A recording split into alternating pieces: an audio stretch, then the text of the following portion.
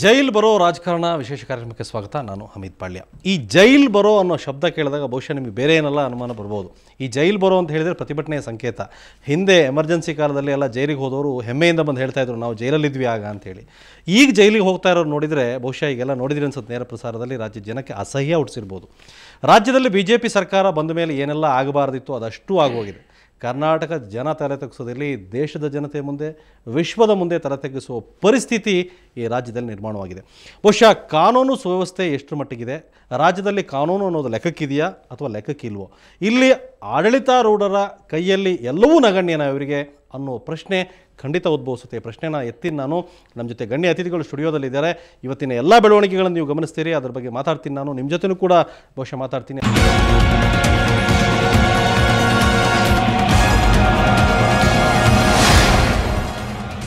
ನಾನು ನಮ್ಮ ಅತಿಥಿಗಳ ಜೊತೆ ಚರ್ಚೆ ಮಾಡೋದಕ್ಕೂ ಮೊದಲು ಇವತ್ತು ಯಡಿಯೂರಪ್ಪ ಅವರು ಜಯದೇವದಲ್ಲಿ ಅಡ್ಮಿಟ್ ಆಗಿದ್ದು ನಿಮಗೆ ಗೊತ್ತೇ ಇದೆ. ಅಲ್ಲಿಯ ನಿರ್ದೇಶಕರಾದ ಡಾಕ್ಟರ್ ಮಂಜುನಾಥ್ ಹೇಳಿದರು ಅವರು ಆರೋಗ್ಯಪೂರ್ಣವಾಗಿದ್ದಾರೆ, ಅವರಿಗೆ ಹೃದಯ ಸಂಬಂಧಿ ಯಾವುದೇ ಸಮಸ್ಯೆಗಳು ಇಲ್ಲ, ನಾವೆಲ್ಲ ರೀತಿ ತಪಾಸಣೆ ಮಾಡಿದ್ದೀವಿ, ಅವರನ್ನು ನೀವು ಜೈಲಿಗೆ ಶಿಫ್ಟ್ ಮಾಡಬಹುದು ಅನ್ನುವ ಫರ್ಮಾನನ್ನು ನೆನ್ನೆ ಹೊರಡಿಸಿದ್ರು. ಜೊತೆಗೆ ಇವತ್ತು ಮಧ್ಯಾಹ್ನ ಅವರು ತಮ್ಮ ಫಾರ್ಮಾಲಿಟಿನ ಮುಗಿಸಿದರು. ಆ ನಂತರ ಶುರುವಾಗಿದ್ದೇ ಬಹಳ ದೊಡ್ಡ ನಾಟಕ. ಈ ರಾಜ್ಯದ ಜನ ಸುವರ್ಣ ನ್ಯೂಸ್ 24/7 ನೋಡ್ತಾ ಇರೋರಿಗೆ ಎಲ್ಲರಿಗೂ ಕೂಡ ನೇರವಾಗಿ ತೋರಿಸಿದ್ವಿ. ಜಯದೇವ ಆಸ್ಪತ್ರೆಯಿಂದ ಯಾವ ಕಾರಣಕ್ಕೂ ಸುತಾರಾಮ್ ಪರಪ್ಪನಗ್ರಹರ ಜೈಲಿಗೆ ಹೋಗೋದಕ್ಕೆ ಯಡಿಯೂರಪ್ಪ ಸಿದ್ಧರಿರಲಿಲ್ಲ. ಅದಕ್ಕೆ ಬೇಕಾದ ಎಲ್ಲ ಸಿದ್ಧತೆಗಳು ಮಾಡಿಕೊಂಡ್ರು. ಈಗಾಗಲೇ ತಾವು ಪ್ರತಿನಿತ್ಯ ಕಾಣ್ತಾ ಇದ್ದೀರಿ, ಯಡಿಯೂರಪ್ಪ ಅವರ ಕಾಲದಲ್ಲಿದ್ದ ಸಚಿವರು ಮತ್ತು ಈಗಲೂ ಸಚಿವರಾಗಿರೋರು ಅಷ್ಟೂ ಜನನೂ ಕೂಡ ಅವ್ರಿಗೆ ಏನೇನು ಸಹಾಯ ಮಾಡೋದಕ್ಕೆ ಅನುಕೂಲ ಆಗೋದಕ್ಕೆ ಅವಕಾಶಗಳು ಮಾಡಿಕೊಡೋಕ್ಕೆ ಸಾಧ್ಯನೋ ಅದನ್ನೆಲ್ಲ ಪ್ರಯತ್ನ ಪಡ್ತಾ ಇದ್ದಾರೆ. ಜೈಲು ಮಂತ್ರಿ ಅಂತೂ ಯಡಿಯೂರಪ್ಪ ಅವರ ಜೈಲು ಮಂತ್ರಿ ಆಗಿದ್ದಾರೆ. ಈಗ ಅವರು ವೆಲ್ಕಮ್ ಮಾಡೋದಕ್ಕೆ ಜೈಲಿಗೆ ಹೋಗಿ ಹಿಂದಿನ ದಿವಸ ಮೊದಲ ದಿವಸ ಜಾಮೀನು ನಿರಾಕರಿಸಿದಾಗ ಅಲ್ಲಿ ನಿಂತಿದ್ರು. ಆನಂತರ ಈಗ ಜೈಲು ವಾರ್ಡ್ಗೆ ಶಿಫ್ಟ್ ಮಾಡಿಸೋದು ಹೇಗೆ ಅನ್ನೋದ್ರ ಬಗ್ಗೆ ಬಹಳ ಕಾಳಜಿ ವಹಿಸ್ತಿದ್ದಾರೆ. ಇನ್ನು ಅನೇಕ ಜನ ಆಸ್ಪತ್ರೆಗೂ ತೆರಳಿ ತಮ್ಮ ನಿಷ್ಠೆ ಪ್ರದರ್ಶನ ಮಾಡುವಂಥ ಅನಿವಾರ್ಯತೆ ಈ ರಾಜಕಾರಣಿಗಳಿಗೆ, ಅದು BJP ಶಾಸಕರಿಗೆ ಮಂತ್ರಿಗಳಿಗೆ ಯಾಕೆ ಬಂತೋ ಗೊತ್ತಿಲ್ಲ. ಇದು ರಾಜ್ಯ ದೊಡ್ಡ ದುರಂತ. ಈಗ ಅವರು ಜಯದೇವ ಆಸ್ಪತ್ರೆಯಿಂದ ಬಹುಶಃ ಜೈಲು ವೈದ್ಯಾಧಿಕಾರಿಗಳ ಪ್ರಮಾಣ ಪತ್ರ ಪಡೆದು ವಿಕ್ಟೋರಿಯಾ ಆಸ್ಪತ್ರೆಗೆ ಶಿಫ್ಟ್ ಆಗಿದ್ದಾರೆ. ವಿಕ್ಟೋರಿಯಾ ಆಸ್ಪತ್ರೆಯಲ್ಲಿ ಈಗಾಗಲೇ ಕಟ್ಟಾ ಸುಬ್ರಹ್ಮಣ್ಯ ನಾಯ್ಡು ಜಾಮೀನು ಸಿಗದೆ ಅಲ್ಲಿ ಸೆಟ್ಲ್ ಆಗಿದ್ದಾರೆ. ಬಹುಶಃ ಅವರಿಗೆ ಅನಾರೋಗ್ಯದ ಬಗ್ಗೆ ಈಗಾಗಲೇ ಕೋರ್ಟ್ನಲ್ಲಿ ಚರ್ಚೆ ನಡೀತಾ ಇದೆ. ಆದರೆ ವಿಕ್ಟೋರಿಯಾ ಆಸ್ಪತ್ರೆಯಲ್ಲಿರುವ ಏಕೈಕ ಜೈಲು ವಾರ್ಡು ಈಗ ಅದರಲ್ಲೇ ಯಡಿಯೂರಪ್ಪ ಅಡ್ಜಸ್ಟ್ ಮಾಡಿಕೊಳ್ಳುವಂಥ ದುಸ್ಥಿತಿ. ಒಂದು ಕಾಲದಲ್ಲಿ ಯಡಿಯೂರಪ್ಪ ಕಟ್ಟಾ ಸುಬ್ರಹ್ಮಣ್ಯನ ಒಟ್ಟಿಗಿದ್ರು, ಆನಂತರ ಸೊಪ್ಪದಿಂದ ಹೊರಗೆ ಬಿದ್ದರು, ಆನಂತರ ಅವರಿಬ್ಬರು ಮಾತಾಡಿದ್ದೇ ಕಡಿಮೆ. ಆದರೆ ಈಗ ಒಂದೇ ವಾರ್ಡ್ನಲ್ಲಿ ಇಬ್ಬರೂ ಕೂಡ ಜೈಲು ವಾರ್ಡ್ನಲ್ಲಿ ಶೇರ್ ಮಾಡ್ಕೊಳ್ಬೇಕಾದಂಥ ಪರಿಸ್ಥಿತಿ ಒದಗಿದೆ. ಈಗ ವಿಕ್ಟೋರಿಯಾ ಆಸ್ಪತ್ರೆಗೆ ಶಿಫ್ಟ್ ಆಗಿದ್ದಾರೆ ಯಡಿಯೂರಪ್ಪ. ಆದರೂ ಯಡಿಯೂರಪ್ಪ ಅವರನ್ನು ಶಿಫ್ಟ್ ಮಾಡಿದ ರೀತಿ ಇದೆಯಲ್ಲ, ಬಹುಶಃ ರಾಜ್ಯದ ಜನ ನೋಡಿದ್ದೀರಿ. ಬಹುಶಃ ಇದಕ್ಕಿಂತ ದೊಡ್ಡ ದುರಂತ, ಕಾನೂನನ್ನು ಇಷ್ಟೊಂದು ಧಿಕ್ಕರಿಸಿದ್ದು ಬಹುಶಃ ಯಾವ ಸಂದರ್ಭದಲ್ಲೂ ಇಲ್ಲ ಅನಿಸುತ್ತೆ. ಈ ಹಿಂದೆ ಬ್ರಿಟಿಷರ ವಿರುದ್ಧ ಹೋರಾಟ ಮಾಡಬೇಕಾದ್ರೆ ಅಥವಾ ಎಮರ್ಜೆನ್ಸಿ ಕಾಲದಲ್ಲಿ ನಾವು ಇದನ್ನೆಲ್ಲ ಬಹುಶಃ ನೋಡಿರೋ ಹಿರಿಯರು ಗಮನಿಸಿರ್ಬೋದು, ಆ ಸಂದರ್ಭ ಆಗಿತ್ತು. ಆದರೆ ಒಬ್ಬ ವ್ಯಕ್ತಿಗೋಸ್ಕರ ಇಡೀ ವ್ಯವಸ್ಥೆ ಹೇಗೆ ಮಂಡಿ ಊರಿ ಕುಳಿತಿದೆ ಇದು, ಜೊತೆಗೆ ಕಾನೂನು ನೀತಿ ನಿಯಮಗಳನ್ನು ಹೇಗೆ ಗಾಳಿಗೆ ತೋರಲಾಗಿದೆ ಅನ್ನೋದನ್ನು ತಾವು ಗಮನಿಸ್ತಾ ಇದ್ದೀರಿ. ಈಗ ವಿಕ್ಟೋರಿಯಾ ಆಸ್ಪತ್ರೆಗೆ ಶಿಫ್ಟ್ ಆಗಿದ್ದಾರೆ, ಕಾರಣ ಕೂಡ ಇನ್ನೂ ಗೊತ್ತಿಲ್ಲ. ಯಾವ ಕಾಯಿಲೆಗೋಸ್ಕರ ಅವರು ವಿಕ್ಟೋರಿಯಾ ಆಸ್ಪತ್ರೆಗೆ ಬಂದೀಗ ದಾಖಲಾಗಿದ್ದಾರೆ, ವೈದ್ಯಾಧಿಕಾರಿಗಳು ಏನು ರೆಕಮೆಂಡ್ ಮಾಡಿದ್ದಾರೆ, ಬಹುಶಃ ನ್ಯಾಯಾಲಯದ ಮುಂದೆ ಇದೆಲ್ಲವನ್ನು ವಿಕ್ಟೋರಿಯಾ ಆಸ್ಪತ್ರೆಯ ವೈದ್ಯಾಧಿಕಾರಿಗಳು ಹೇಳಲೇಬೇಕಾದ ಅನಿವಾರ್ಯತೆ ಇದೆ, ಜೈಲು ಅಧಿಕಾರಿಗಳು. ಜೊತೆಗೆ ಸುವರ್ಣ ನ್ಯೂಸ್ ನೆನ್ನೆ ಒಂದು ಪ್ರಶ್ನೆ ಎತ್ತಿತ್ತು, ಆಸ್ಪತ್ರೆ ಅಂದರೆ ಏನು, ಯಡಿಯೂರಪ್ಪನವರ ಗೆಸ್ಟ್ ಹೌಸಾ ಅಂಥೇಳಿ. ಯಾಕೆಂದರೆ ಅನೇಕ ಸ್ವಾಮೀಜಿಗಳು, ಪ್ರತಿನಿತ್ಯ ಶಾಸಕರು, ಮಂತ್ರಿಗಳು ದಂಡಾಗಿ ಆಸ್ಪತ್ರೆಗೆ ಬರ್ತಿದ್ರು. ಪ್ರತಿಯೊಂದು ಆಸ್ಪತ್ರೆಯಲ್ಲೂ ಒಂದು ಸಂದರ್ಶಕರ ಸಮಯ ಅಂತ ಒಂದು ನಿಯಮ ಇರುತ್ತೆ.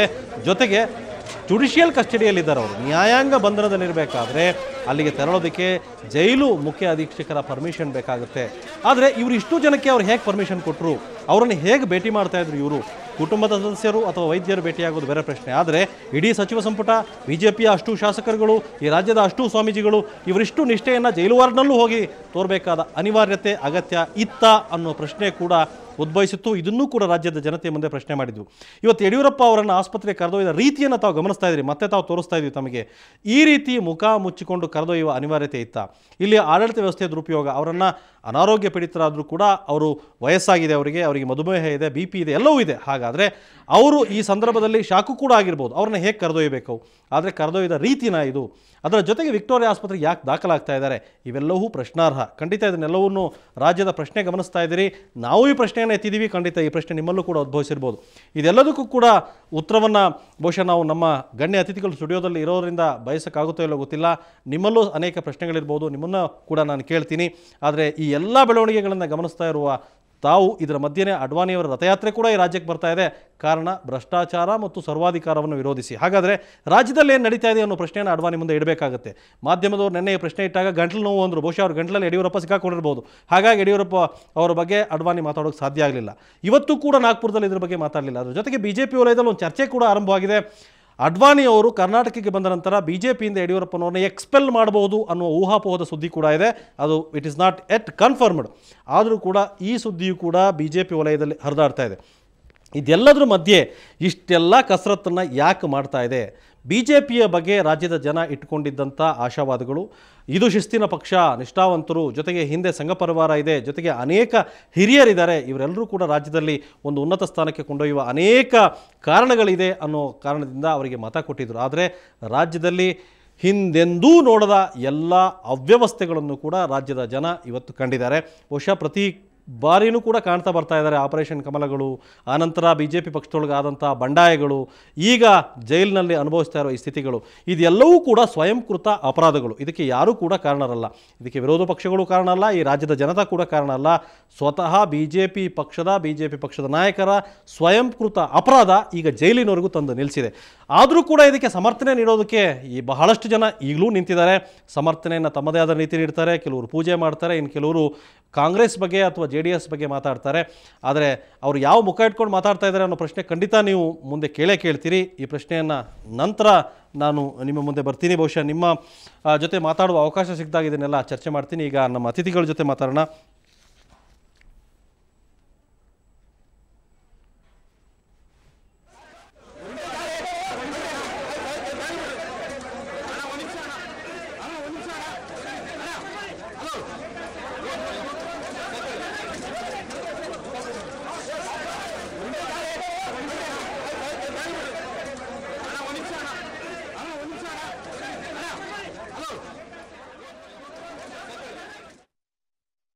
ರೈಟ್, ಇದ್ರ ಬಗ್ಗೆ ಇನ್ನಷ್ಟು ಮಾತಾಡೋಣ. ಅದಕ್ಕೆ ಮೊದಲು ನಾವು ಮಾತಾಡೋದಕ್ಕೆ ಗಣ್ಯ ಅತಿಥಿಗಳು ಸ್ಟುಡಿಯೋದಲ್ಲಿದ್ದಾರೆ. ಮೊದಲಿಗೆ ಹಿರಿಯ ಮತ್ತು ಖ್ಯಾತ ನ್ಯಾಯವಾದಿ ಅಂತ ದಿವಾಕರ್, BJP ಮುಖಂಡರು ಕೂಡ ಹೌದು, ಅವ್ರು ನಮ್ಮ ಜೊತೆ ಇದ್ದಾರೆ. ದಿವಾಕರ್ಜಿ ಸ್ಟುಡಿಯೋಕ್ಕೆ ಸ್ವಾಗತ. ಹಾಗೆ ಕಾಂಗ್ರೆಸ್ ಮುಖಂಡ ಶಾಸಕ ಮಂಜು ಅವರು ನಮ್ಮ ಜೊತೆ ಇದ್ದಾರೆ. ಮಂಜು ಅವ್ರ ಸ್ಟುಡಿಯೋಕ್ಕೆ ಸ್ವಾಗತ. ಜೊತೆಗೆ JDS ಮುಖಂಡ ಬಸವರಾಜ್ ಪಾಟೀಲ್ ಯತ್ನಾಳ್ ನಮ್ಮ ಜೊತೆ ಇದ್ದಾರೆ. ಯತ್ನಾಳ್ರೆ ನಮ್ಮ ಸ್ಟುಡಿಯೋಕ್ಕೆ ಸ್ವಾಗತ. ನಮಸ್ಕಾರ. ಸೊ ಬಹುಶಃ ದಿವಾಕರ್ಜಿ, ನಿಮ್ಮಿಂದ ನಾನು ಮೊದಲು ಉತ್ತರ ಬಯಸ್ತೀನಿ. ಇವತ್ತಿನ ಇಡೀ ಬೆಳವಣಿಗೆ ಗಮನಿಸ್ತಾ ಇದ್ದೀರಿ, ಏನಂತೀರಿ? ಸೊ ನ್ಯಾಯವಾದಿಗಳು ಕೂಡ ತಾವು, ಕಾನೂನಿಗೆ ಎಷ್ಟು ಗೌರವ ಇದೆ? ತಾವು ಇವತ್ತು ಈ ಚರ್ಚೆಯ ಆರಂಭದಲ್ಲಿ ಕೊಟ್ಟ ವಿವರಣೆಯನ್ನು ತುಂಬ ಸೂಕ್ಷ್ಮವಾಗಿ ನಾವು ಗಮನಿಸ್ತೇವೆ. ಈ ವಿಚಾರಗಳು ನಮ್ಮಂಥವ್ರಿಗೆ ಬಹಳ ಭಾವನಾತ್ಮಕವಾದ ಪ್ರಶ್ನೆಗಳು. ನಾನು ಒಬ್ಬ ಪಕ್ಷದ ಕಾರ್ಯಕರ್ತನಾಗಿ, ಯಡಿಯೂರಪ್ಪನವರ ಅನುಯಾಯಿಯಾಗಿ ಮತ್ತು ಸರ್ಕಾರದಲ್ಲಿ ಅವರ ಸಹಯೋಗಿಯಾಗಿ ಕೆಲಸ ಮಾಡಿದ್ದೇನೆ. ಇಂತಹ ಸಂದರ್ಭದಲ್ಲಿ ಒಂದು ಇಡೀ ನಮಗೆಲ್ಲರಿಗೂ ಕೂಡ ನಮ್ಮ ಭಾವನೆಗಳನ್ನು ಯಾವ ರೀತಿ ವ್ಯಕ್ತಪಡಿಸಬೇಕು ಎಂಬತಕ್ಕಂಥ ಅಸಹಾಯಕ ಸನ್ನಿವೇಶದಲ್ಲಿ ನಾನಂತೂ ಇದ್ದೇನೆ.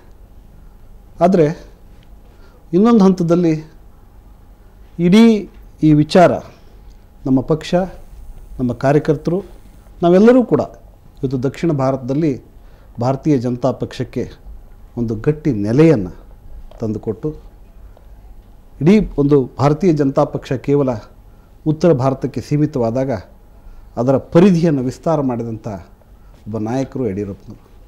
ಆದ್ದರಿಂದ ಸಮಕಾಲೀನ ಭಾರತದ ರಾಜಕಾರಣದಲ್ಲಿ ಮತ್ತು BJP ಇತಿಹಾಸದಲ್ಲಿ ಅವರು ಮಾಡಿರ್ತಕ್ಕಂಥ ಕೊಡುಗೆ ಮತ್ತು ಅವರು ನೀಡಿರ್ತಕ್ಕಂಥ ಒಂದು ಅದನ್ನೆಲ್ಲ ನಾವು ಮೆಚ್ಕೊಂಡಿದ್ದೀವಿ. ಜನ ಮೆಚ್ಕೊಂಡು ಓಟು ಕೊಟ್ಟಿದ್ದಾರೆ, ನಿಮಗೆ ಸರ್ಕಾರನ ಕೊಟ್ಟಿದ್ದಾರೆ. ಮುಂದಿನ ಹೇಳಿ, ಈಗಿಂದ ಹೇಳಿ. ಈಗಿನ ಪರಿಸ್ಥಿತಿಯಲ್ಲಿ ಏನಾಗಿದೆ ಅಂದರೆ ಹಮೀದ್ ಅವರೇ, ನಾನು ಭಾವನಾತ್ಮಕವಾಗಿ ಇರೋದರಿಂದ ತುಂಬ ಎಮೋಷನಲ್ಲಾಗಿ ನಾನು ಮಾತನಾಡಿದರೆ ತಾವು ಇವತ್ತಿನ ವಿಷಯಕ್ಕೆ ತಾವು ಹೇಳ್ತಾ ಇದ್ದೀರಿ. ಬಹುಶಃ ನನಗನ್ಸುತ್ತೆ ಈ ಇಡೀ ಕಾನೂನಿನ ಸಮರವನ್ನು ನಾನು 2 ಹಂತದಲ್ಲಿ ವಿಚಾರ ಮಾಡಲಿಕ್ಕೆ ಪ್ರಯತ್ನ ಮಾಡ್ತಾ ಇದ್ದೇನೆ.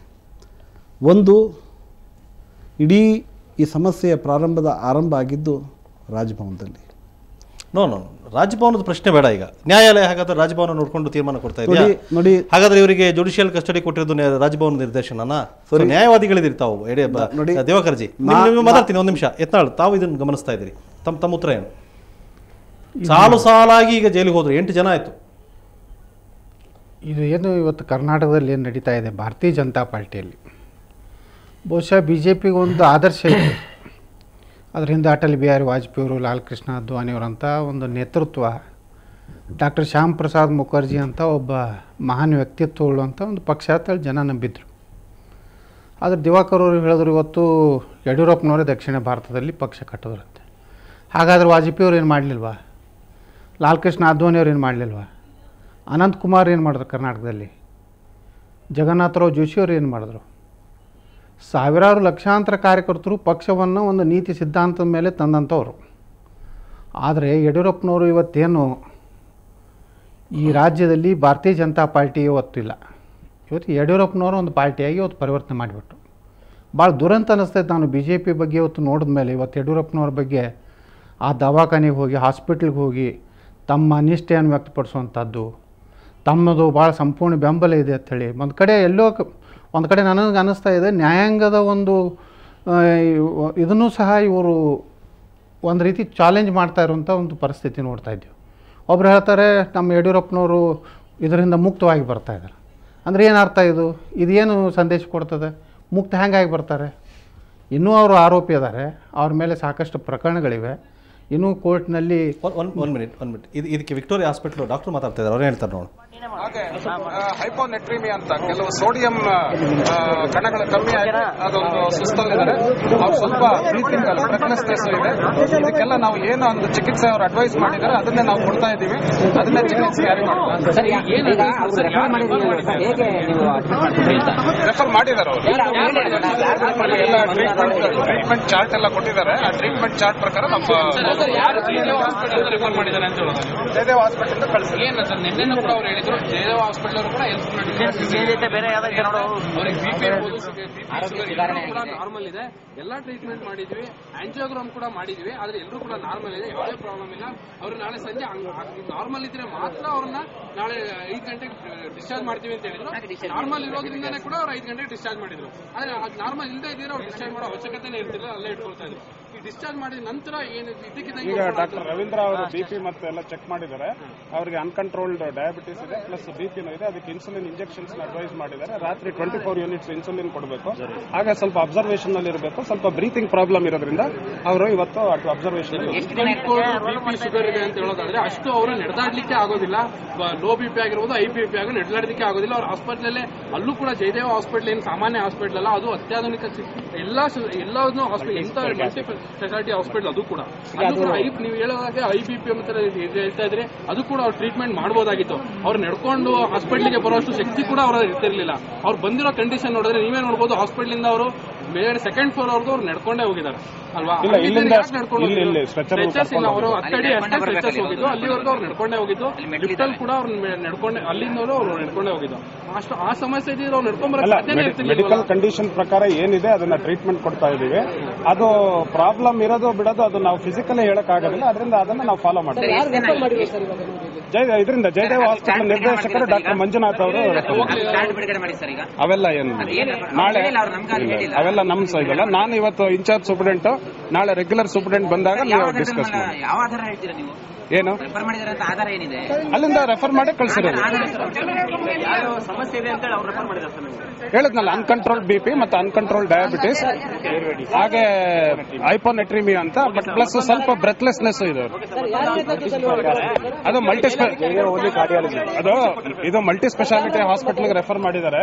ಜಯದೇವ ಬರೀ ಕಾರ್ಡಿಯಾಲಜಿ ಹಾರ್ಟ್ ಪ್ರಾಬ್ಲಮ್ ಇರೋದ್ರಿಂದ ಇಲ್ಲಿ ಎಲ್ಲಾ ಸ್ಪೆಷಲಿಸ್ಟ್ ಇರೋದ್ರಿಂದ ಬೇರೆ ಬೇರೆ ಪ್ರಾಬ್ಲಮ್ ಏನಿದೆ ಅದಕ್ಕೆಲ್ಲ ಚಿಕಿತ್ಸೆ ಕೊಡಿ, ಹೆಚ್ಚಿನ ಚಿಕಿತ್ಸೆಗೆ. ಆಮೇಲೆ ಅವ್ರಿಗೆ ಪ್ರಾಸ್ಟೇಟ್ ಅನ್ನೋದು ವಯಸ್ಸಿನಲ್ಲಿ ಬರುವಂತಹ ಒಂದು ಪ್ರಾಸ್ಟೇಟ್ ಎನ್ಲಾರ್ಜ್ಮೆಂಟ್ ಸಹ ಆಗಿದೆ. ಬಿನೈನ್ ಎನ್ಲಾರ್ಜ್ ಪ್ರಾಸ್ಟೇಟ್ ಅಂತ ಹೇಳ್ತೀವಿ. ಅದರಲ್ಲಿ ಯೂರಿನರಿ ಫ್ರೀಕ್ವೆನ್ಸಿ ಜಾಸ್ತಿ ಆಗಿ ಅದು ಹಾಗಾಗಿ ಇದಾಗುತ್ತೆ. ಅದಕ್ಕೋಸ್ಕರ ನಾವು ಇಲ್ಲಿ ನೆಫ್ರೋ ಯೂರಾಲಜಿ ಇರೋದ್ರಿಂದ ನಾಳೆ ಇಲ್ಲಿ ರೆಫರ್ ಮಾಡಿ ನಾವು ನೆಫ್ರಾಲಜಿಸ್ಟ್ ಒಪಿನಿಯನ್ ತಗೊಂಡು ಅದಕ್ಕೆ ಚಿಕಿತ್ಸೆ ಸಹ ಮಾಡ್ತೀವಿ. ಅದು ಈಗಲೇ ಹೇಳಕ್ಕಾಗೋದಿಲ್ಲ. ನಾಳೆ doctor Ravindra, doctor Anand Kumar physician ಇವತ್ತು ನೋಡ್ತಾ ಇದ್ದಾರೆ. ನಾಳೆ ರೆಗ್ಯುಲರ್ ಸೂಪರಿಂಟೆಂಡೆಂಟ್ ಡಾಕ್ಟರ್ ತಿಲಕ್ ಅವ್ರು ಬಂದು ಮತ್ತೆ ಕಮಿಟಿ ಮಾಡಿ ನೋಡಿ ಅದೇನು ಡಿಸಿಷನ್ ಮಾಡಬೇಕು, ಏನ್ ಚಿಕಿತ್ಸೆ ಕೊಡಬೇಕು ಅವ್ರು ನೋಡ್ತಾರೆ. I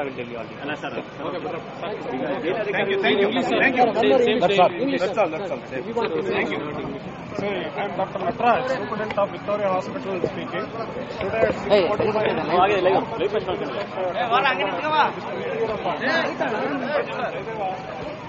ಇದು ಈಗ ಸದ್ಯಕ್ಕೆ ವಿಕ್ಟೋರಿಯಾ ಆಸ್ಪತ್ರೆಯ ವೈದ್ಯರೊಬ್ಬರು ನಟರಾಜ್ ವೈದ್ಯಾಧಿಕಾರಿ ಅಂತ ಹೇಳ್ಕೊಂಡಿದ್ದಾರೆ. ಅವ್ರು ಹೇಳೋ ಮಾತುಗಳು, ಅವರಿಗೆ ಅನ್ಕಂಟ್ರೋಲ್ಡ್ BP ಮತ್ತು ಅನ್ಕಂಟ್ರೋಲ್ಡ್ ಶುಗರ್ ಇದೆ ಅಂತ ಹೇಳಿ. ಸೊ ಅದಕ್ಕೆ ಚಿಕಿತ್ಸೆ ಕೊಡಬೇಕು ಅಂತ. ಆದರೆ ಮಂಜುನಾಥ್ ಹೆಸರು ಹೇಳ್ತಾ ಇದ್ದಾರೆ, ಬಹುಶಃ ಅದು ರಾಂಗ್ ಅನಿಸುತ್ತೆ. ಯಾಕೆಂದರೆ ಅವರು ಜಯದೇವದಿಂದ ಅಲ್ಲಿಂದ ಟ್ರೀಟ್ಮೆಂಟ್ ಆಗಿ ಡಿಸ್ಚಾರ್ಜ್ ಆದ ನಂತರ ನೇರವಾಗಿ ಜೈಲಿಗೆ ಹೋಗಬೇಕಾಗಿತ್ತು. ಆನಂತರ ಜೈಲಿನಿಂದ ಟ್ರೀಟ್ಮೆಂಟ್ಗೆ ಅಲ್ಲಿಯ ವೈದ್ಯಾಧಿಕಾರಿಗಳು ರೆಫರ್ ಮಾಡಿ ಆನಂತರ ವಿಕ್ಟೋರಿಯಾ ಬರಬೇಕಿತ್ತು. ಇಲ್ಲಿ ಕೂಡ ಕಾನೂನು ಉಲ್ಲಂಘನೆ ಆಗಿರೋದು ಮೇಲ್ನೋಟಕ್ಕೆ ಕಾಣ್ತಾ ಇದೆ. ಅವರು ಜಯದೇವದಿಂದ ನೇರವಾಗಿ ವಿಕ್ಟೋರಿಯಾ ಆಸ್ಪತ್ರೆಗೆ ಶಿಫ್ಟ್ ಆಗಿದ್ದಾರೆ. ಇದು ಎಷ್ಟು ಸರಿ ಅನ್ನೋದು ಕೂಡ ಪ್ರಶ್ನಾರ್ಹ. ಆದರೆ ಇಲ್ಲಿ ಆಗಿರೋದು ಕಾನೂನಿನ ಉಲ್ಲಂಘನೆ, ರಾಜ್ಯ ಸರ್ಕಾರದ ವ್ಯಾಪ್ತಿ ಬರೋದರಿಂದ, ಇಡೀ ರಾಜ್ಯ ಸರ್ಕಾರವೇ ಹಾಸ್ಪಿಟ್ಲಲ್ಲಿ ಇರೋದ್ರಿಂದ ಬಹುಶಃ ಇದು ಕೂಡ ಕಾನೂನಿನ ಯಾವ ವ್ಯಾಪ್ತಿಗೂ ಬರೋದು ಯಾವ ಲಕ್ಷಣಗಳು ಕೂಡ ಖಂಡಿತ ಇಲ್ಲ. ಮಂಜುನಾಥ್, ಇದನ್ನು ನೋಡ್ತಾ ಇದ್ರಿ, ಏನು ಹೇಳ್ತೀರಿ? ನೋಡಿ, ಈಗ ಡಾಕ್ಟ್ರು ಹೇಳ್ತಿರ್ತಕ್ಕಂಥದ್ದನ್ನು ನಾನು ನೋಡಿದೆ. ಬಹುಶಃ ಒಬ್ಬ ಡಾಕ್ಟ್ರು ಮಂಜುನಾಥ್ ಮೇಲೆ ಹೇಳಿರ್ತಕ್ಕಂಥದ್ದು ನಿಜವಾಗ್ಲೂ ಕೂಡ ನನಗೆ ಒಂದು ಆಶ್ಚರ್ಯ ಆಗ್ತದೆ. ಯಾರೇ ಡಾಕ್ಟ್ರ್ ಆಗಲಿ ಅವರು ನನ್ನ ಕೈಲಿ ಆಗಲ್ಲ ಅಂತ ಹೇಳುವಂಥ ಡಾಕ್ಟ್ರು ಅಲ್ಲ. ಬಹುಶಃ ಅವರು ಡಿಸ್ಚಾರ್ಜ್ ಮಾಡಿದಾಗ ಕ್ಲಿಯರಾಗಿ ಹೇಳಿದ್ದಾರೆ, ಅವರು ನೇರವಾಗಿ ಅವ್ರಿಗೆ ಮಾಡಿದಂಥ ಅಂಜೋ ಏನಿದೆ ಅದು ಸರಿಯಾಗಿದೆ, ಈಗ ಅವ್ರನ್ನ ಡಿಸ್ಚಾರ್ಜ್ ಮಾಡಿ ನಾವು ಈ ಜೈಲಿಗೆ ಹೋಗಬೇಕು ಅನ್ನೋದು ಪ್ರಶ್ನೆನ ನೇರವಾಗಿ ಹೇಳಿದ್ದಾರೆ. ಆದರೆ ಇವರು ಅದನ್ನು ಉಲ್ಲಂಘನೆ ಮಾಡಿ ನೇರವಾಗಿ ವಿಕ್ಟೋರಿಯಾಗೆ ಬಂದಿರತಕ್ಕಂಥದ್ದು ಸರ್ಕಾರದ ಒಂದು ಅವರ ದುರುಪಯೋಗವನ್ನು ಪಡ್ಕೊಂಡು ಅವ್ರು ಮಾಡಿರ್ತಕ್ಕಂಥ ಈ ಕೃತ್ಯ ಅಂತ ಹೇಳ್ಬೋದು. ಬಹುಶಃ ಈ ರೀತಿ ಆದರೆ ಜನಸಾಮಾನ್ಯರ ಕಥೆ ಏನು ಅನ್ನೋದನ್ನು ನಾವು ನೋಡಬೇಕಾಗ್ತದೆ. ಬಹುಶಃ ಈಗ ಅಲ್ಲಿ ಬರ್ತಾ ಇರ್ತಕ್ಕಂಥದ್ದು ನಾವು ನೋಡಿದಾಗ ಈ ರಾಜ್ಯದಲ್ಲಿ ಆಂಬುಲೆನ್ಸ್ ಕೊಡಿಸುವಂಥ ವ್ಯವಸ್ಥೆ ಇತ್ತು, ಆಂಬುಲೆನ್ಸಲ್ಲಿ ಬರ್ಬೋದಾಗಿತ್ತು ಅಥವಾ ಇದ್ರಲ್ಲಿ ಬರ್ಬೋದಾಗಿತ್ತು. ಅವರು ಆ ಒಂದು 50 ರೂಪಾಯಿ ಬೆಡ್ಶೀಟನ್ನು ಮುಚ್ಕೊಂಡು ಬರೋದು ಕದ್ದು ಬರುವಂಥ ಪ್ರಮೇಯನೂ ಇರ್ತಿರ್ಲಿಲ್ಲ. ನನಗೆ ಅನಿಸ್ತದೆ ಬಹುಶಃ ಇವ್ರು ಮಾಡಿರ್ತಕ್ಕಂಥದ್ದು ನಿಜವಾಗ್ಲೂ ಕೂಡ ಈ ನಮ್ಮ ರಾಜ್ಯಕ್ಕೆ ಅವಮಾನವನ್ನು ಮಾಡಿರ್ತಕ್ಕಂಥದ್ದು ಎದ್ದು ಕಾಣ್ತದೆ. ಯಡಿಯೂರಪ್ಪನವರೇ ಆಗಿರಲಿ, ಈ ಒಂದು ಆಗಿರ್ತಕ್ಕಂಥದ್ದನ್ನು ಫೇಸ್ ಮಾಡುವಂಥ ಧೈರ್ಯ ಬರಬೇಕು. ಈಗ ಆಗಿರೋದನ್ನು ತಪ್ಪು ಅಂತ ಹೇಳ್ಕೊಳ್ಳೋಕ್ಕೆ ಅವ್ರ ಕೈಲಿ ಸಾಧ್ಯನೇ ಇಲ್ಲ. ಈಗ ಅಲ್ಲೇ ಕೋರ್ಟ್ ಮುಂದೆ ಇರೋದ್ರಿಂದ ಅವರು ನೇರವಾಗಿ ಜನದ ಬಳಿಗೆ ಹೋಗಿ ನಾನು ತಪ್ಪಾಗಿದೆ ಅಂತ ಹೇಳೋ ದಿನ ಬರ್ತದೆ ಯಾವಾಗ ಇದು ತೀರ್ಮಾನ ಆದಾಗ. ಈಗ ಅವರು ಈಗಲೂ ಕೂಡ ಅವರು ನಮ್ಮ ಈ ಕೋರ್ಟಿನ ಪ್ರಕಾರ ಅಪರಾಧಿನೇ ಹೊರತು ತೀರ್ಮಾನ ಆಗೋದು ಬೇರೆ ಇರ್ಬೋದು. ಬಟ್ ಈ ಬೇಲ್ ಸಿಗದೆ ಇರೋದ್ರಿಂದ ಕಾರಣ ಅವ್ರು he should be in jail doctor ಹೇಳಿದ್ಮೇಲೆ ತೀರ್ಮಾನ ತಗೋಬೋದಾಗಿತ್ತು. Correct sir. ನಮ್ಮ ವಿಕ್ಟೋರಿಯಾ ಆಸ್ಪತ್ರೆಯಿಂದ ನಮ್ಮ ರಿಪೋರ್ಟ್ರು ರವಿಕುಮಾರ್ ಇದ್ದಾರೆ, ಅವ್ರು ಏನು ಹೇಳ್ತಾರೆ ನೋಡೋಣ. ರವಿಕುಮಾರ್, ಡಾಕ್ಟ್ರ್ ಏನು ಹೇಳಿದರು? ಈಗ ಅವರು ಮಂಜುನಾಥ್ ಹೆಸರು ಹೇಳ್ತಾ ಇದ್ದಾರೆ, ಆದರೆ ಅವರು ಜೈಲಿಗೆ ಹೋಗ್ಬಿಟ್ಟು ವಿಕ್ಟೋರಿಯಾ ಆಸ್ಪತ್ರೆಗೆ ಬರಬೇಕಾಗಿತ್ತು. ಆದರೆ ನೇರವಾಗಿ ಜಯದೇವದಿಂದ ವಿಕ್ಟೋರಿಯಾಗೆ ಬಂದಿದ್ದಾರೆ. ವೈದ್ಯಾಧಿಕಾರಿಗಳು ಏನು ಹೇಳ್ತಾ ಇದ್ದಾರೆ? ಅವ್ರು ಹೇಳ್ತಾ ಇರೋದಲ್ಲ ನಿಜಾನ?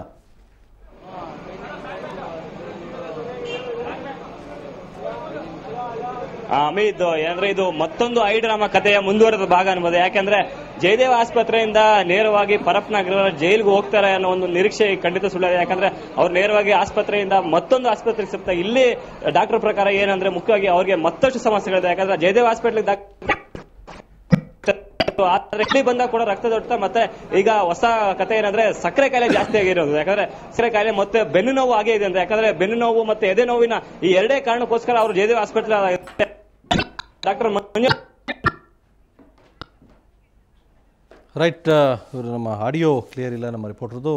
ಜೈಲು ಬಳಿ ನಮ್ಮ ರಿಪೋರ್ಟರ್ ಮಂಜುನಾಥ್ ಇದ್ದಾರೆ. ಮಂಜುನಾಥ್, ಜೈಲಿಗೆ ಬರಬೇಕಾಗಿತ್ತು ಯಡಿಯೂರಪ್ಪನವರು ಜಯದೇವದಿಂದ. ಆ ನಂತರ ಅಲ್ಲಿಯ ವೈದ್ಯಾಧಿಕಾರಿಗಳ ರೆಕಮೆಂಡೇಷನ್ ನಂತರ ಅವರು ಇಲ್ಲಿ ಬರಬೇಕಾಗಿತ್ತು. ಆದರೆ ನೇರವಾಗಿ ಅವರು ವಿಕ್ಟೋರಿಯಾ ಆಸ್ಪತ್ರೆಗೆ ಹೋಗಿದ್ದಾರೆ. ಇದು ಹೇಗೆ? ವೈದ್ಯಾಧಿಕಾರಿಗಳು ರೆಕಮೆಂಡ್ ಮಾಡಿದ್ದಾದರೂ ಹೇಗೆ? ಅವರು ಇಲ್ಲೇ ಬಂದಿದ್ದಾರೆ ಏನಾದರೂ ಹಾಸ್ಪಿಟ್ಲಿಗೆ, ಅಥವಾ ರೆಕಮೆಂಡೇಷನ್ ಹೇಗೆ ಸಿಕ್ತು?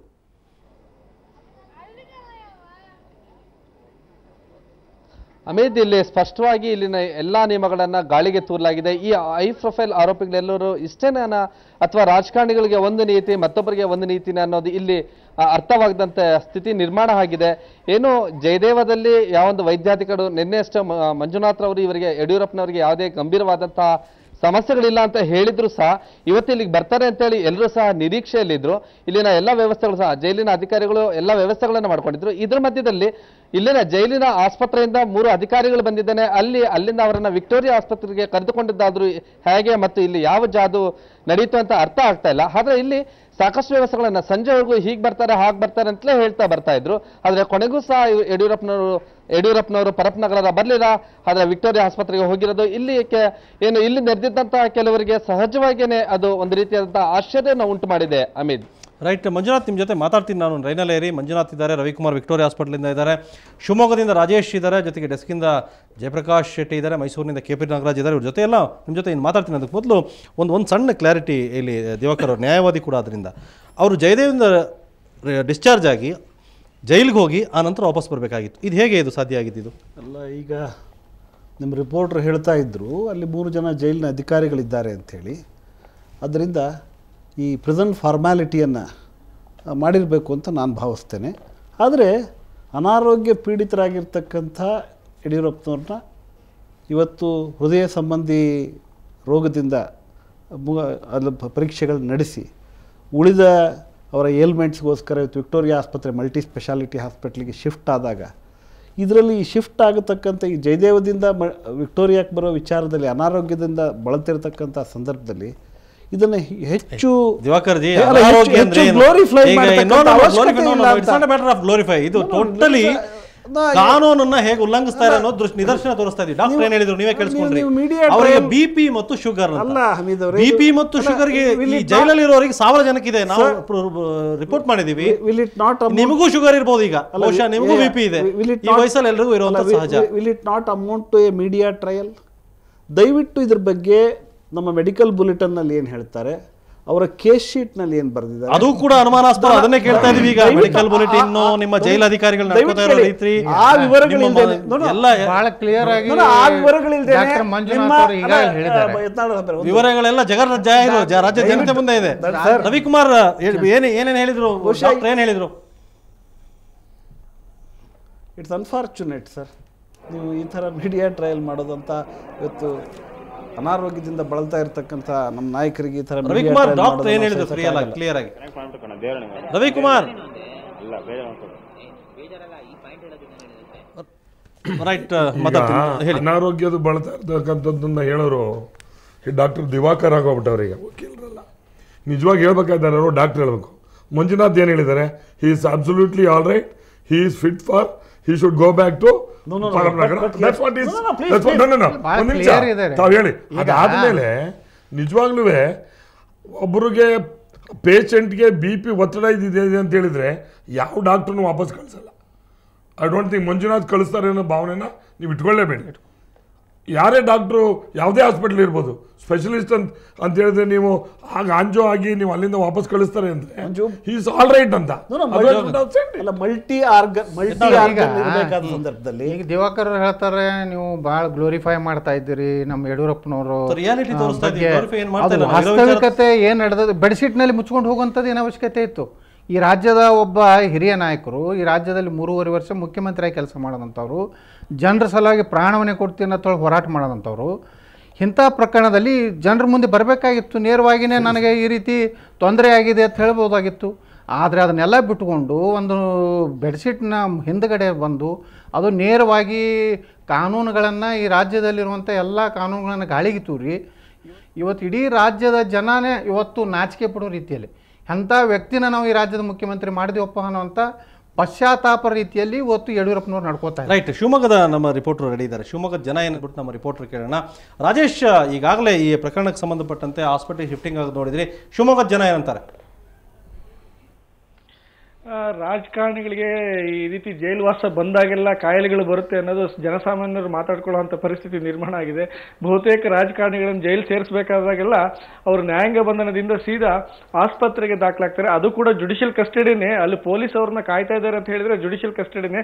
ಆದರೆ ಸಾರ್ವಜನಿಕವಾಗಿ ಅವರು ಈ ರೀತಿ ತಪ್ಪಿಸ್ಕೊಳ್ಳುವಂಥ ಪ್ರಯತ್ನಗಳು ನಡೆಸ್ತಾ ಇರೋದ್ರ ಬಗ್ಗೆ ಇದು ಮಾಡ್ಬೋದು. ಬಟ್ ಏನು ಶಿವಮೊಗ್ಗದ ಜಿಲ್ಲೆಯ ಮಟ್ಟಿಗೆ ಹೇಳಬೇಕಾದ್ರೆ ಯಡಿಯೂರಪ್ಪನವರು ಗುಣಮುಖರಾಗಲಿ, ಅವರ ಅನಾರೋಗ್ಯದಿಂದ ಹೊರಗಡೆ ಬರಲಿ ಅಂತ ಹೇಳಿ ಇವತ್ತು ಶಿವಮೊಗ್ಗದ ಗುಡ್ಡೆಕಲ್ ದೇವಸ್ಥಾನದಲ್ಲಿ ಒಂದು ಧನ್ವಂತರಿ ಹೋಮಗಳನ್ನ ಮಾಡಿದ್ರು ಅವರ ಅಭಿಮಾನಿಗಳು. ಹಾಗೆ ಸಾಗರದಲ್ಲಿ ಶಾಸಕ ಬೇಳೂರು ಗೋಪಾಲಕೃಷ್ಣ ಕೂಡ ಗಣಪತಿ ದೇವಾಲಯಕ್ಕೆ ಹೋಗಿ ಪೂಜೆ ಸಲ್ಲಿಸಿರ್ತಕ್ಕಂಥ ಘಟನೆಯೂ ಕೂಡ ನಡೀತು. ಹಾಗೆ ಯಡಿಯೂರಪ್ಪ ಅಭಿಮಾನಿಗಳು ಏನು ನಿನ್ನೆ ದಿನ ಶಿಕಾರಿಪುರ ಬಂದ್ಗೆ ಸ್ವಯಂ ಪ್ರೇರಿತವಾಗಿ ಕರೆದಿದ್ರು, ಅದೇ ರೀತಿ ಇವತ್ತು ಈ ರೀತಿ ಪೂಜೆ ಪುನಸ್ಕಾರಗಳಲ್ಲಿ ಈ ದಿನ ಕಳೀತು ಅಂತ ಹೇಳ್ಬೋದು. ನಾಳೆ ಶಿವಮೊಗ್ಗ ಬಂದನ್ನ ಕರೆಯುವ ಸಾಧ್ಯತೆಗಳಿದೆ. ಹೆಚ್ಚಾಗಿ ಶಿವಮೊಗ್ಗ ಬಂದನ್ನ ಸ್ವಯಂ ಪ್ರೇರಿತವಾಗಿ ಆಚರಿಸ್ತಾರೆ ಅನ್ನೋ ಒಂದು ಮಾಹಿತಿ ಇದೆ.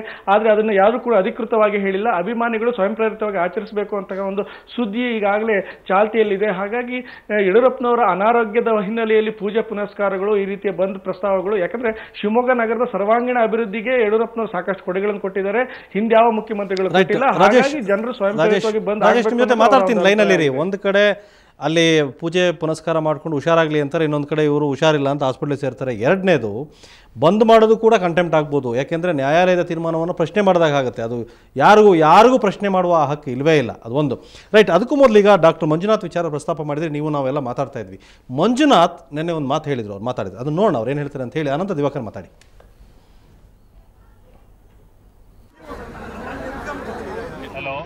So we did everything including angiogram, Holter study, everything. So his heart condition is normal, and but he had other comorbidities such as backache, and also his sodium level in the blood was low. It was around 121, 122. Normally it should be 135.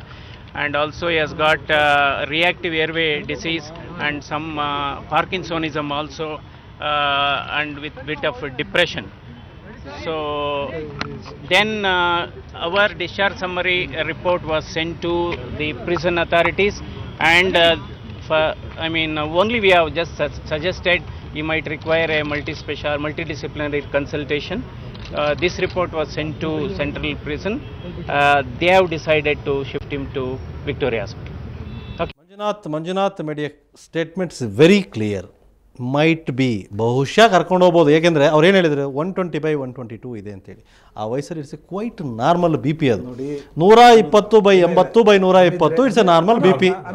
ಈಗ 122 ಇದೆ ಅಂತ ಅವ್ರು ಹೇಳಿದರು. B P ಬಗ್ಗೆ ನೋಡಿ, ಈ ರಾಜ್ಯದ ಅತ್ಯಂತ ಹೆಸರಾಂತ ವೈದ್ಯರಾಗಿರ್ತಕ್ಕಂಥ ಡಾಕ್ಟರ್ ಮಂಜುನಾಥ್ ಅವ್ರು ಏನು ಹೇಳಿದರು, ತಮ್ಮ ಹಾರ್ಟ್ ರಿಲೇಟೆಡ್ ಥಿಂಗ್ಸ್ ನಾರ್ಮಲ್ಸಿ ಬಂದಿದೆ. Other multi specialty we have recommended for a multi specialty hospital for the prison authorities ಅಂತ ಹೇಳಿದರು.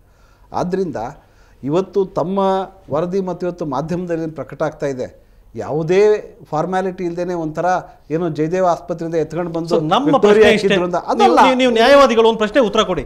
ಈ ರಾಜ್ಯದಲ್ಲಿ ಸಾಮಾನ್ಯ ಜನರಿಗೊಂದು ಕಾನೂನು, VVIP ಒಂದು ಕಾನೂನು ಇದೆಯಾ? 2 ಕಾನೂನು ಇದೆಯಾ ರತಿ? ಏನಾದರೂ ಖಂಡಿತ ಇಲ್ಲ ತಾನೆ, ಎಲ್ರಿಗೂ ಒಂದೇ ಕಾನೂನಲ್ಲಿ. ಹಾಗಾದ್ರೆ ಆ ಕಾನೂನು ಎಲ್ಲವನ್ನೂ ತಾವು ಗಮನಿಸ್ತಾ ಇದ್ದೀರಿ, ಅದನ್ನೆಲ್ಲವನ್ನು ಪಾಲಿಸ್ತಾ ಇದ್ದಾರಾ? ಯಾವತ್ತಾದ್ರೂ ನಿಮಗೆ ನಾಳೆ ದಿವಾಕರ್ ಹುಷಾರಿಲ್ಲ ಅಂತ ಹೇಳಿದ್ರೆ ಜೈಲಿನ ವೈದ್ಯಾಧಿಕಾರಿಗಳು ನಿಮ್ಮ ಹತ್ರ ಬರ್ತಾರಾ? ಸರ್ ಹೌದು, ನಮಗೆ ನೆಕ್ಸ್ಟ್ ಟ್ರೀಟ್ಮೆಂಟ್ಗೆ ಇವರು ವಿಕ್ಟೋರಿಯಾ ಕಳಿಸಿಂದ ಬರ್ಕೊಡ್ತಾರಾ? ಸರ್ ನಾನು ಖಂಡಿತವಾಗಿ ನಾನು ಹೇಳ್ತೇನೆ. ಮತ್ತೆ ಇವತ್ತು ನಾನು 20-22 ವರ್ಷ ಕೊಡಿ ಸರ್, ಈ ಥರದ ನೀವು ಒಂಥರ ಪೂರ್ವಗ್ರಹ ಪೀಡಿತ ನೀವು ಕಾನೂನು ಗೊತ್ತಿರೋರು. ಈಗ ಮೊನ್ನೆ ಜೈಲಿಗೆ ಹೋದಾಗಲೂ ಫಾರ್ಮಾಲಿಟಿ ಫಾಲೋ ಮಾಡಲಿಲ್ಲ. 6 o'clock ನಂತರ ಹೋದ ನಂತರ ಎಲ್ಲಿರ್ಬೇಕು ಅವರು? ಪ್ರವೇಶ ಕೊಠಡಿಲಿರ್ಬೇಕು. ಆ ನಂತರ ಏನೇನು ಫಾರ್ಮಾಲಿಟೀಸ್ ಇದೆ, ನಂಬರ್ ಹೇಗೆ ಕೊಡ್ತಾರೆ, ನಿಮಗೆಲ್ಲ ಗೊತ್ತಿದೆ ದಿವಾಕರ್ಜಿ. ಕಾನೂನು ಹೇಳಿ, ನೀವು ವಿಚಾರ ಬೇರೆ ಹೇಳಬೇಡಿ. ನೀವು ಅವ್ರಿಗೆ ಸಪೋರ್ಟೇ ಮಾಡಿ. I don't have any problem. I will tell you ನಾನು ಗಮನಿಸಿದ ಹಾಗೆ ನಮ್ಮ ಪ್ರಿಸನ್ ಮ್ಯಾನ್ಯುಯಲ್ ಅಂತೇನು ಹೇಳ್ತೇವೆ, ಆ ಪ್ರಿಸನ್ ಮ್ಯಾನ್ಯೂಲ್ನ ಎಲ್ಲ ಫಾರ್ಮ್ಯಾಲಿಟಿಗಳನ್ನು ಕೂಡ ಇವ್ರಿಗೇನು ವಿಶೇಷ ಅಂತ ಯಾರೂ ಜೈಲಲ್ಲಿ ಪರಿಗಣಿಸಿಲ್ಲ. ನಂಬರ್ 1. ನಂಬರ್ 2, ರಾತ್ರಿ 3 ಬಾರಿ ಅವರು ವಾಂತಿ ಮಾಡಿಕೊಂಡ್ರು ಅಂತ ಆದಾಗ it is the jail hospital doctors recommended for his shift to Jayadeva. ಆದ್ದರಿಂದ ಜೈಲಿನಲ್ಲಿರ್ತಕ್ಕಂಥ ಆಸ್ಪತ್ರೆಯ ವೈದ್ಯಾಧಿಕಾರಿಗಳ ಶಿಫಾರಸ್ಸಿನ ಮೇರೆಗೆ ಅವರನ್ನು ಜಯದೇವ ಆಸ್ಪತ್ರೆಗೆ ಶಿಫ್ಟ್ ಮಾಡಿದರು. ಜಯದೇವದಲ್ಲಿ ಅಲ್ಲಿಂದ ಜಯದೇವದಲ್ಲಿ ಉಳಿದ ಏಲ್ಮೆಂಟ್ಗೋಸ್ಕರ ಮಲ್ಟಿ ಸ್ಪೆಷಾಲಿಟಿ ಹಾಸ್ಪಿಟ್ಲಿಗೆ ಶಿಫ್ಟ್ ಮಾಡಬಹುದು ಅಂತಕ್ಕಂಥ ರೆಕಮೆಂಡೇಶನನ್ನು ಮಾಡಿ. ನಾನು ಹೇಳ್ತೇನೆ ಕೇಳಿ ಸರ್. ಹಾಗೆ ಡಾಕ್ಟರ್ ಮಂಜುನಾಥ್ ಅವರು ಹೇಳ್ತಾರೆ, ನಾನು ಒಂದು ಮಾತನ್ನು ಹೇಳ್ತೇನೆ. ಇವತ್ತು ಈ ಆರೋಗ್ಯದ ವಿಚಾರಗಳಲ್ಲಿ ದಯವಿಟ್ಟು ಸುಪ್ರೀಂ ಕೋರ್ಟ್ ಏನು ಹೇಳಿದೆ, ನಿಮ್ಮ ಪಕ್ಷದ ಶಾಸಕ ಸಂಪಂಗಿ ಅರೆಸ್ಟ್ ಆದ್ರು, ಅವರು ಜೈಲಿಗೆ ಹೋಗಲಿಲ್ಲ, ಹಾಸ್ಪಿಟಲಲ್ಲೇ ಕಳೆದ್ರು. ಹಾಗಾದ್ರೆ ಯಾರು ಇಂಟಿಗ್ರೇಟೆಡ್ ಪ್ರಶ್ನೆ ಮಾಡ್ಬೇಕು ನಾವು? ಹಾಲಪ್ಪನವ್ರು ಅರೆಸ್ಟ್ ಆದ್ರು, ಎಲ್ಲಿದ್ರು ಅವರು? ಕಟ್ಟಾ ಸುಬ್ರಹ್ಮಣ್ಯ ಅರೆಸ್ಟ್ ಆದ್ರು, ಎಲ್ಲಿದ್ರು? ಸಾಲಾಗಿ ಎಲ್ಲರೂ ಕೂಡ ಇದೇ ಡ್ರಾಮಾ ಮಾಡ್ತಾ ಇರೋದ್ರಿಂದ ರಾಜ್ಯದ ಸಾಮಾನ್ಯ ಜನ ಏನು ಅನ್ಕೋಬೇಕು?